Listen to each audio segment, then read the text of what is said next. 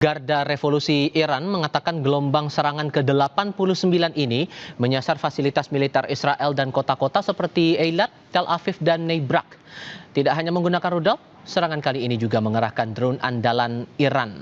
Dikutip dari Reuters, Garda Revolusi mengatakan serangan berhasil menyasar penampungan tentara Amerika Serikat di Bahrain dan merusak sejumlah helikopter di Kuwait.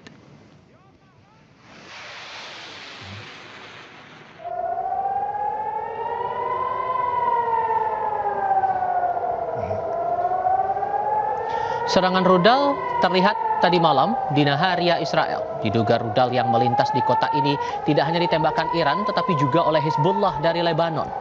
Rekaman menunjukkan sirene terus berbunyi saat beberapa roket melesat dan menghantam daerah permukiman militer Israel. Pihak Israel mengatakan setidaknya 10 rudal balistik ditembakkan ke arah Israel oleh Iran dan Hizbullah.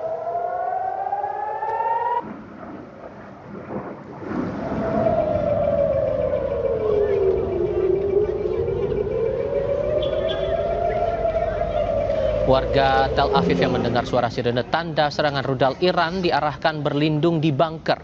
Militer Israel memberi peringatan kepada warganya untuk berlindung di tempat yang aman ketika serangan rudal Iran terdeteksi oleh sistem pertahanan mereka.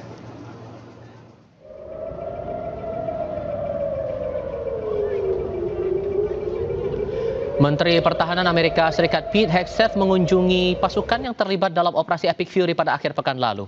Pete bertemu personel di wilayah Komando Pusat Amerika Serikat saat konflik dengan Iran memasuki pekan kelima.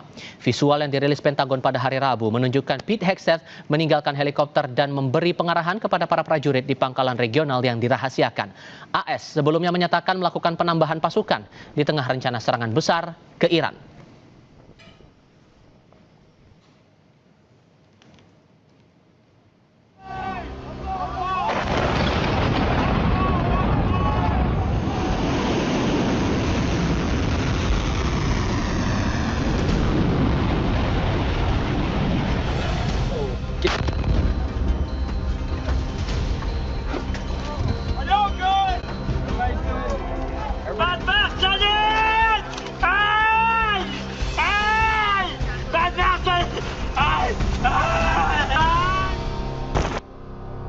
Di tengah janji Presiden Trump untuk mengakhiri perang terhadap Iran dalam 2 atau 3 minggu ke depan, Menhan AS Pete Hegseth justru memberi sinyal akan adanya serangan baru dalam 1-2 hari ke depan terhadap Iran.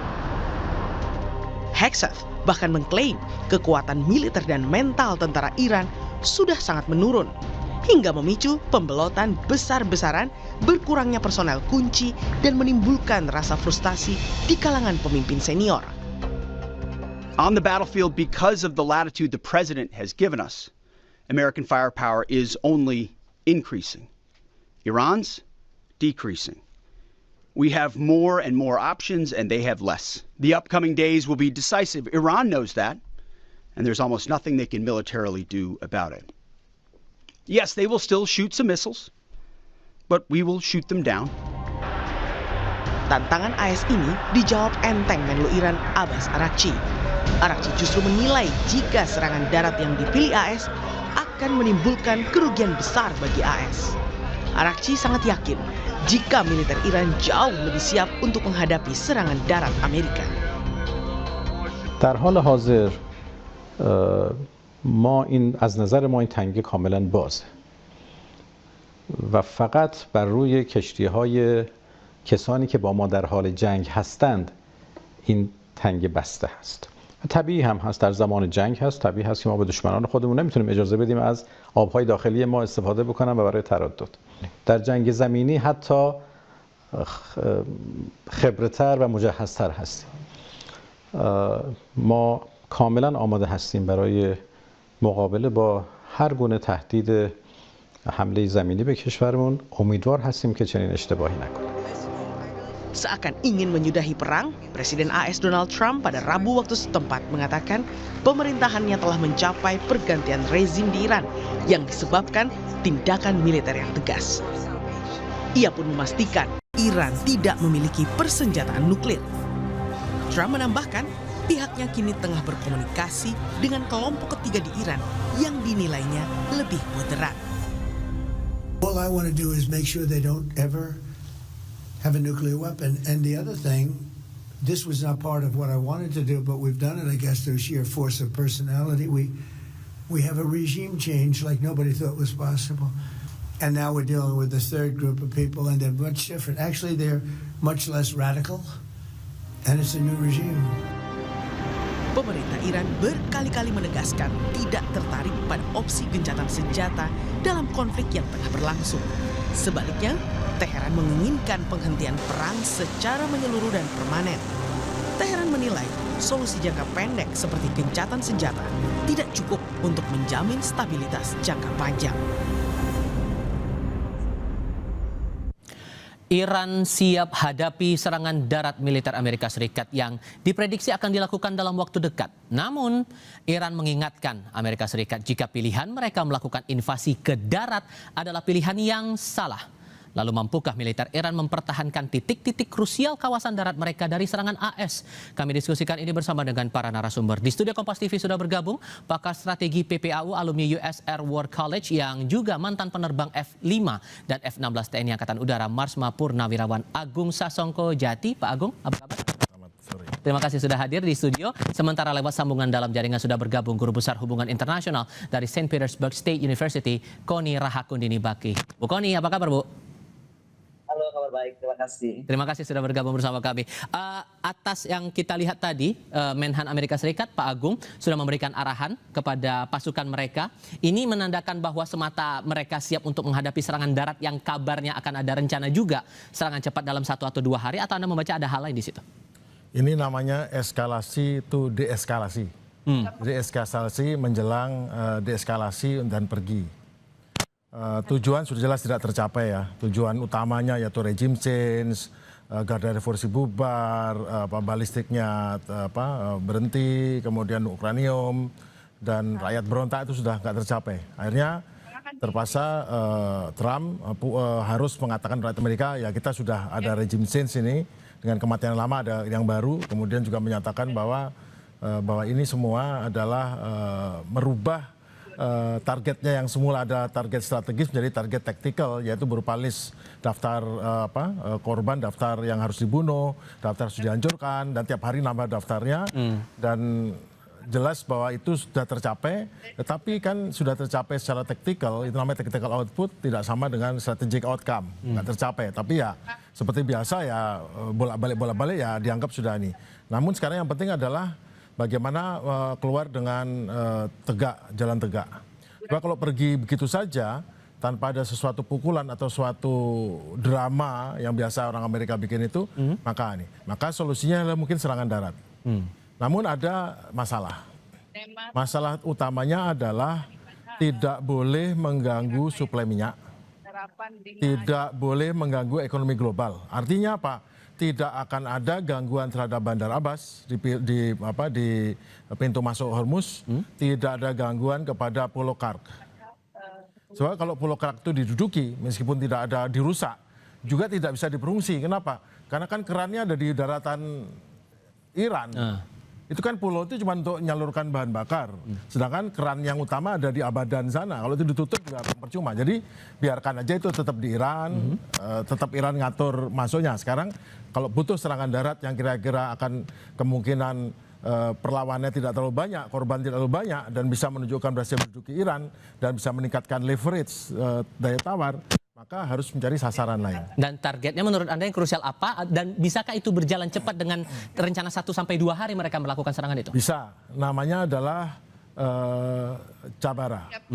Suatu kota di sebelah tenggara daripada Iran. Merupakan kota pelabuhan dan kota bandar udara daripada Provinsi Sistan Balochistan. Itu provinsi yang berseberangan dengan Pakistan. Kalau di Pakistan provinsinya Balochistan, itu gede banget itu, dan di sebelahnya namanya Sistan Balochistan, dari etnis yang sama. Mereka adalah Sunni, dan mereka adalah merasa terpinggirkan, kurang berkembang, biasa di pojok daripada negara kan. Kemudian ada masalah dengan pemerintah pusat, karena mereka pertama tidak begitu cocok soal budaya, tidak bisa dipaksakan budaya Syiah dengan Sunni, ya. Tapi soal yang paling penting lagi merasa terpinggirkan, dan ada pembangunan besar-besaran pelabuhan di sana. yang membuat tersingkir penduduk setempat karena harus diusir ya, biasa diusir untuk tempatnya di pelabuhan, itu ada masalah. Baik. Dan sudah ada pemberontakan tempat tahun 2022-2023 dan itu sudah menjadikan ancaman. Kalau Amerika bisa mendarat di sana, maka mereka bisa merebut pelabuhan, marinir bisa menduduki pelabuhan yang siap untuk kapal-kapal besar dan 82nd Brigade Combat Unit dari Airborne Division bisa mendarat di pelabuhan udara, membuat airhead sama beachhead. Dan di sana mereka bisa langsung mengamankan 150 km ke utara, timur, barat, sehingga bisa menutup jalur kedatangan daripada orang-orang Garda Revolusi atau Artes. Dan juga apa yang sulit bagi Amerika juga sulit bagi orang Iran. Karena mereka nggak bisa sembarangan loncat gunung, harus lewat jalan. Dan jalan itu sekarang ganti ditutup oleh orang Amerika yang mendarat di sana, sehingga berbalik menjadi atrisi kepada pihak Iran. Nah, Bu Kony, kalau menurut Anda dalam rencana strategi untuk serangan cepat 1 sampai 2 hari oleh AS ini mungkin atau enggak tuh?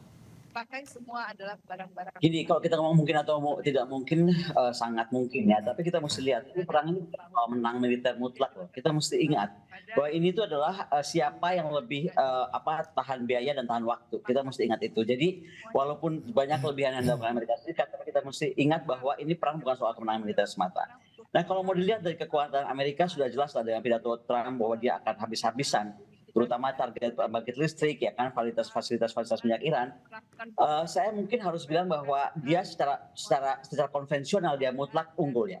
Tapi Iran itu kan punya ketahanan mental atau resilience yang juga tidak mudah dipatahkan.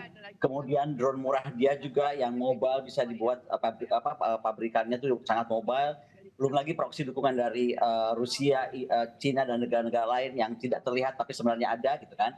Tapi kalau kita lihat memang pasti secara saya data di konvensional pasti menang. USS Abraham Lincoln sudah di sana, Gerald Ford sudah di sana, 16 kapal perang sudah diteluk gitu kan. Bagaimana itu sudah. Lalu kita lihat serangan presisi itu 9.000 target sudah dihantam lah Angkatan Laut. Kalau saya boleh bilang mungkin berlebihan, tapi 90% mungkin kekuatan Angkatan Laut 140-an kapal Angkatan Laut Iran itu udah habis ya. Nah, bagaimana rudal balistik juga 90% itu mungkin sudah akan turun gitu. Nah, jadi ada kekuatan air superiority yang tidak bisa dibantah kalau dari itu. Cuman kita mesti lihat ada aliansi. Nah, hasil aliansi ini juga memperkuat sebenarnya posisi Amerika, tapi ini juga akan membuat kita harus bahas kenapa, karena basis militer di Qatar, di UEA, di Saudi misalnya kan, atau camp Arif Jadi itu bagaimanapun nantinya nih, kalaupun terjadi apa-apa ini akan menjadi area yang akan pasti ditarget oleh Iran. Bagaimanapun Iran akan mencatat siapa telah mensupport serangan kepada Iran gitu loh. Nah, bagaimana juga misalnya kita mesti lihat apakah Israel sendiri sudah memaksimalkan apa yang dilakukan, dan mesti lihat juga bagaimana negara Teluk itu menggunakan pangkalan airspace UAE dan Saudi itu sudah sukses sangat.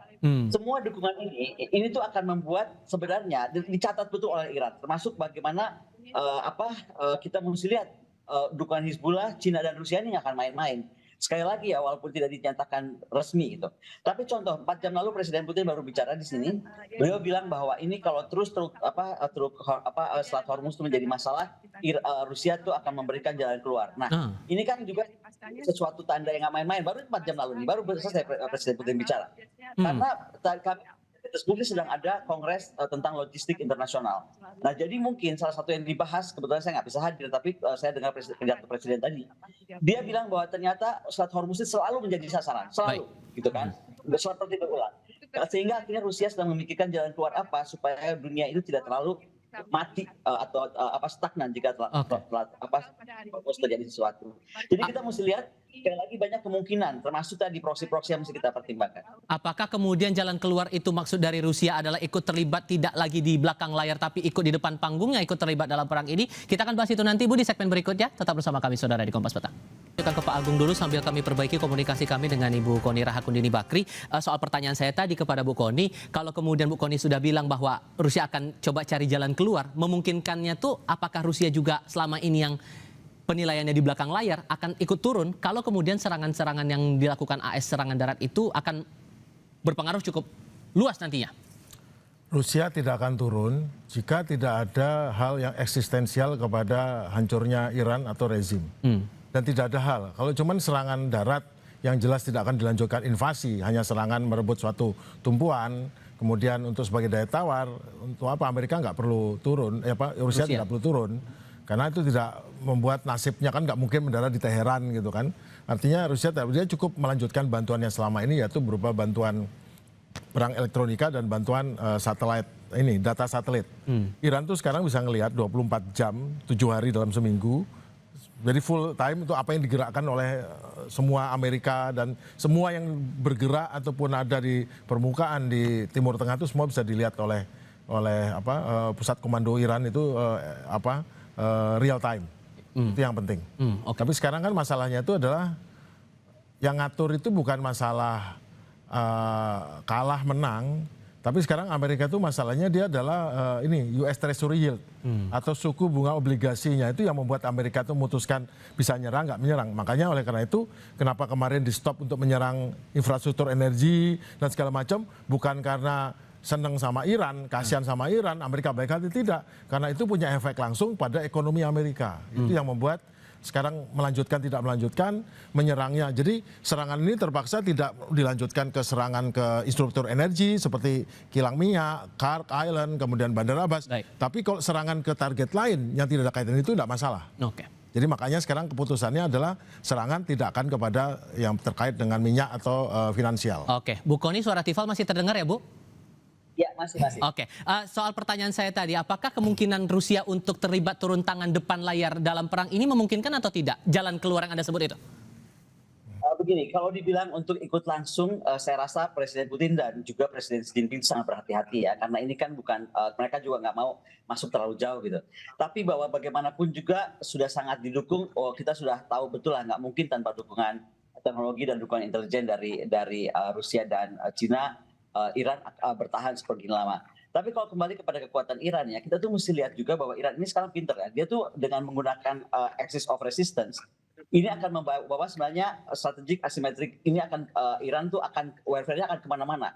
Dan kita mesti lihat juga bagaimana kelemahan musuh yang dilihat oleh Iran adalah terlalu superior gitu. Justru dari situlah dia masuk dalam konsep cost imposition. Nah, ini kita mesti lihat juga bagaimana strategik yang ini kan gini loh, pembelajarannya itu harus ada buat kita apa ya. Saya sangat tertarik kepada Iran itu karena menurut saya doktrin dia mosaic defense atau layer asymmetric escalation-nya dia itu sangat canggih karena dia menggunakan eskalasi vertikal dan juga horizontal yang sangat keren gitu. Misalnya saja kita mesti lihat kan bagaimana axis of resistance yang dia gunakan dengan komponen aktif Hizbullah. Bagaimanapun Hizbullah itu perannya sangat besar. Terus kemudian Houthis Yaman ya, walaupun dia belum full aktif kalau setahu saya, tapi sudah ada ancaman serang ke Laut Merah misalnya, dan itu akan mempengaruhi potensi serangan lainnya. Kemudian kita lihat juga bagaimana Kataib dan PMF ya milisi Irak itu sudah mulai mengancam basis-basis Amerika di Irak dan Suriah, dan bagaimana juga serangan sporadis dan drone sudah dilakukan. Tambah lagi Hamas dan PIG di Gaza. Jadi ini adalah Iran mungkin tidak serang langsung atau tidak perlu juga serang langsung terus-terusan, tapi dia punya jejak plausible deniability. Itu bagaimana proksi-proksinya itu dibuat untuk serangan yang menahan decapitation of strike atau pemenggalan kepemimpinan. Jadi parah untuk Iran tuh kejadian ini kemarin sehingga dia betul-betul mengedepankan ini. Nah kemudian yang kita juga jangan lupa, kita kan cuma bilang bahwa Iran tuh keren banget karena punya drone swarm. Tapi yang lebih gila lagi, dia itu pabriknya itu mobile. Jadi ribuan unit itu bisa betul-betul dibuat secara serentak sehingga serangan terus bergerombol bisa dilakukan. Jadi menarik beberapa hal lagi ya. 3 hal juga saya perhatikan. Misalnya rudal balistiknya. Kalau kita lihat misalnya dia sudah produksi sangat terbatas, tapi dengan taktik kombinasi dia dengan drone agar overload sistem pertahanan atau saturation attack-nya itu jadi bisa kuat karena rudal itu dikeluarkan hanya sesekali untuk serangan presisi. Nah, yang paling gila dia menggunakan ini yang paling keren. Ada yang komentar juga soal salah satu menteri kita, tapi saya nggak mau membenarkan. Tapi yang paling menarik adalah bagaimana dia menggunakan Hormuz sebagai senjata geografi. Ini sangat menarik karena disitulah dia bisa membuat daya tarik, misalnya ranjau laut, rudal anti kapal pantai ya, bunker di Pulau Abu Musa dan Bandar Abbas misalnya. Kemudian juga swarmboard. Jadi bukan cuma swarm drone, tapi dia punya swarmboard. Jadi dari Iran ini kita mesti lihat dia sangat keren permainannya. Baik. Pertahanannya, resilience-nya, terutama domain-domain cybernya, elektronik dan psychological warfare-nya. Oke. Jadi juga jangan lupa kemampuan jamming radar dia juga efektif. Sederhananya Bu, kalau melihat semangat dari Amerika Serikat ini yang berencana dalam kurun 2-3 minggu ke depan akan mengakhiri, akan cabut dalam tanda kutip dari Iran itu, Iran akan terima-terima aja setelah sekian 1 bulan lebih penyerangan dilakukan ini, atau gimana Anda membaca itu Bu? Nggak mungkin kalimat terima-terima itu nggak mungkin. Kita lihatlah statement dari apa juru bicara Iran, masih let call tapi pemberani begitu kan. Enggak. Jadi Iran itu sudah sekarang menurut saya perpecahan yang diniatkan oleh negara barat sebelumnya, sebenarnya menurut saya ini harapannya itu perang itu nggak ada. Tadinya mereka berharap pemimpin diganti dengan Reza Pahlavi masuk lagi ke Iran, selesai gitu, seperti dulu Khomeini masuk kan. Tetapi tidak semudah itu ternyata. Nah, akhirnya terjebaklah ke perang ini. Tapi Iran sudah siap. Seperti kita lihatlah statement dia, apakah itu memang untuk cyber atau tidak. Tapi dia bilang, kami sudah menunggu ini 45 tahun. Kami sudah menunggu, silahkan datang. Kami sudah menunggu. Mau angkatan daratnya, angkatan lautnya, angkatan udaranya ngomongnya yang sama.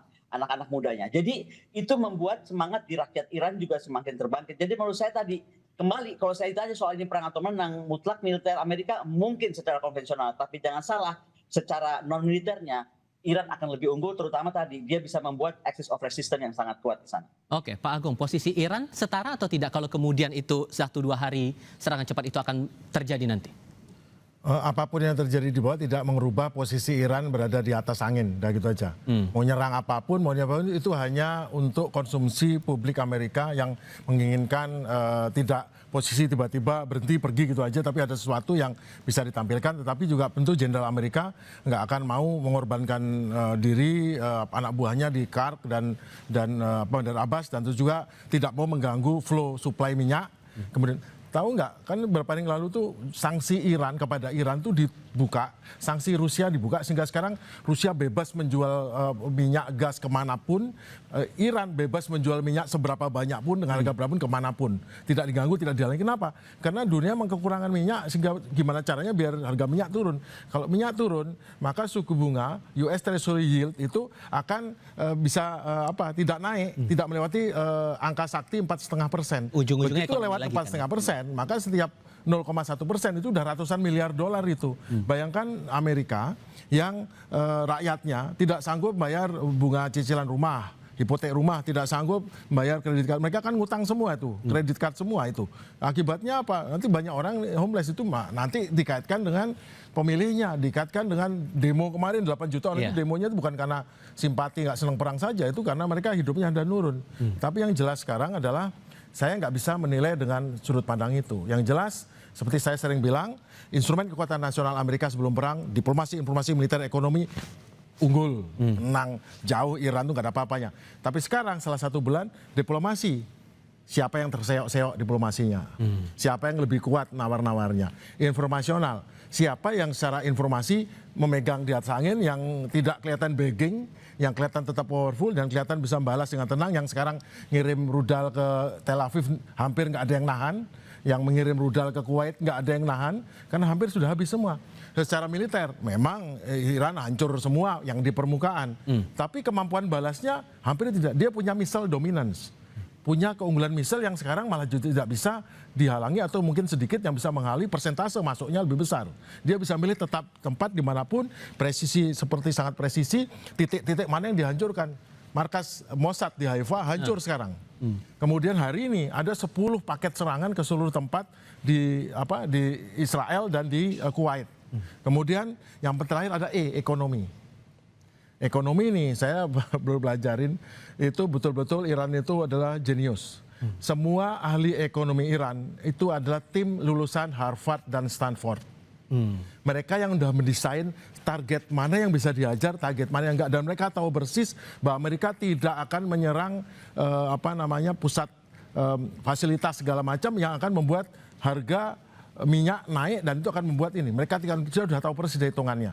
Dan yang paling penting adalah mereka memainkan sekarang perang dalam yield war. Berani macam-macam, tinggal ditutup ininya, langsung yield naik, Amerika akan ambruk. Jadi sekarang malah yang justru memegang di atas angin, upper hand istilahnya. Saya nggak tahu upper hand kok terjemahnya di atas angin ya. Tapi di atas angin itu ada Iran. Dia yang menentukan kapan perang ini lanjut. Dan Iran pengen perang lanjut. Sekarang dia bisa jual sehari 2 juta, 3 juta, 4, 5, 7 juta barel. Dengan apa? dengan harga $110. Bayangkan. Itu gimana ini. Dan sekarang apa yang dia inginkan? Ya dia kalaupun Amerika pergi gitu saja nggak mau ganti nggak masalah. Nanti Iran dengan kekuatan sendiri dia akan menjalin hubungan dengan negara Teluk. Ayo sepakat kalau mau lewat beginilah. Ya mereka mau nggak mau harus ikut. Karena dunia yang sudah dilanggar rule based ordernya, yang Amerika sepakat membuat rule based order setelah Perang Dunia Kedua, itu dihancurkan Amerika sendiri lagi.